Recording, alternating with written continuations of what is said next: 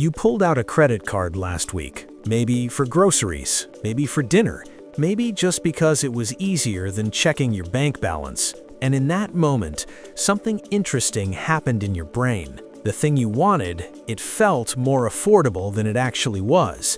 The payment felt less real than cash, and the gap between what you could afford and what you bought got just a little bit wider. That wasn't an accident. Credit cards were designed from the ground up to create that exact feeling, to make spending feel good, to make limits feel flexible, to make you feel wealthier than you are, while simultaneously making you poorer. And the psychology behind it, it's so effective that most people using credit cards right now have no idea it's even happening. Today I want to show you how the system actually works. Not the version they advertise, the version they built. Let's start with a number that doesn't get talked about enough. The average American household carrying credit card debt owes about $19,000. Not total credit limit, debt. Money they've spent but haven't paid back. Now, that number alone doesn't tell you much. What matters is how it got there. Because most people don't wake up one day and decide to go $19,000 into debt. It happens slowly, $100 here, a few charges there, and 6 years later, they're stuck. The credit card industry calls this slow accumulation utilization creep.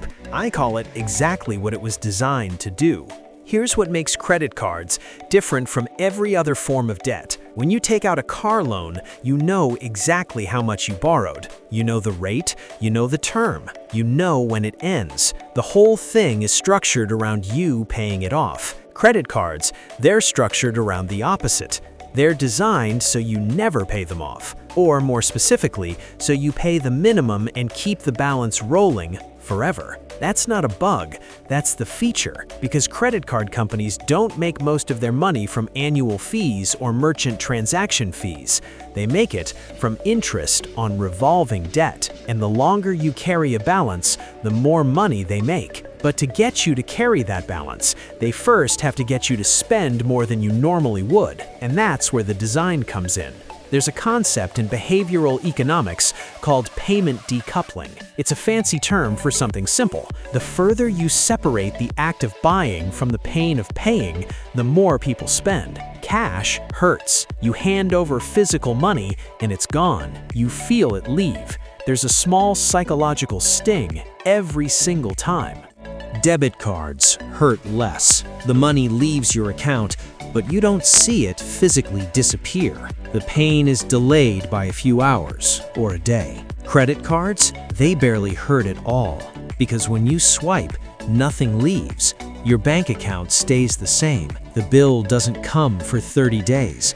And even when it does, you don't have to pay the full amount. Studies show people spend 12 to 18% more when using credit cards versus cash for the exact same purchases, not because they have more money, because it feels like they do. That psychological distance is intentional, and credit card companies have spent decades figuring out how to maximize it. Let's talk about credit limits. When you first get a card, you're assigned a limit, let's say $5,000. You don't have $5,000, but the card acts like you do. It gives you access to money you haven't earned yet. And here's the trick. That limit isn't based on what you can afford to pay back. It's based on the maximum amount you can borrow without defaulting. The credit card company has run the numbers. They know your income, they know your debts, and they've calculated exactly how much they can lend you before you're likely to stop paying altogether. So your credit limit isn't a safety guardrail, it's a profit optimization number. Then there's the minimum payment. This might be the most quietly brilliant part of the design. Every month, your statement shows you two numbers, the total balance and the minimum payment, which is usually around 2 to 3% of the balance. The minimum payment is always affordable. That's the point. If you owe $2,000, the minimum might be $50. You can almost always find $50, so you pay it. and you feel like you're being responsible, like you're managing your debt. But here's the math nobody explains. If you owe $2,000 at 18% interest and you only pay the minimum every month, it will take you 12 years to pay it off. 12 years! And you'll pay over $1,500 in interest alone. That $2,000 purchase just cost you $3,500. The minimum payment isn't designed to help you pay off the debt. It's designed to keep you in debt as long as possible while still making payments. And it works because of something called present bias. Humans are terrible at weighing future costs against present benefits. $50 today feels manageable. $1,500 over 12 years feels abstract. So we choose the $50 every single month. Credit card companies know this. They've studied it, and they've designed the entire billing structure around it. Now let's talk about the other side of the equation, the part that makes you feel smart for using credit cards: rewards, cash back, travel points, sign-up bonuses, statement credits. The entire rewards ecosystem is built to convince you that you're winning, that you're gaming the system, that you're getting free money. And on paper, it's true. If you spend $1,000 and get 2% cash back, that's $20. Free money. But here's the problem. That reward structure changes how you spend. Studies show that people with rewards cards spend more than people without them, even when controlling for income, because every purchase feels like it's earning something. So you start justifying purchases based on the rewards, not the need. Well, I get 3% back on dining, so I might as well eat out. This flight is expensive, but I'm earning points. I'll put it on the card and pay it off later. That last part is the critical assumption. I'll pay it off later, and most people genuinely believe they will, but statistically, they don't. About 45% of credit card users carry a balance month to month, which means they're paying interest. And here's where the math turns against you. If you're earning 2% cash back, but paying 18% interest on a balance, you're not winning. You're losing 16%. The rewards are a psychological incentive to spend more, which increases the chance you'll carry a balance, which is where the real money gets made. The credit card companies aren't giving you rewards out of generosity. They're giving you rewards because the data shows that people who chase rewards spend more and carry balances more often. The rewards pay for themselves many times over. There's a term for customers who pay off their balance every month and never pay interest. The industry calls them deadbeats. Not officially, but that's the internal slang. Because those customers cost the company money. They use the infrastructure, they collect the rewards, but they never pay interest. The profitable customers, they're the ones carrying balances. And the reward system is designed to convert deadbeats into revolvers, people who revolve a balance month to month. Let's zoom out for a second and look at what this means at scale. Total U.S. credit card debt is currently over $1 trillion. That's not a typo, 1 trillion with a T, and it's growing. The average interest rate on a credit card right now is about 21%, not the intro rate, not the promotional rate, the actual rate most people are paying once the promotions end. 21% is higher than almost any other form of consumer debt, higher than car loans, higher than most personal loans, higher than many mortgages.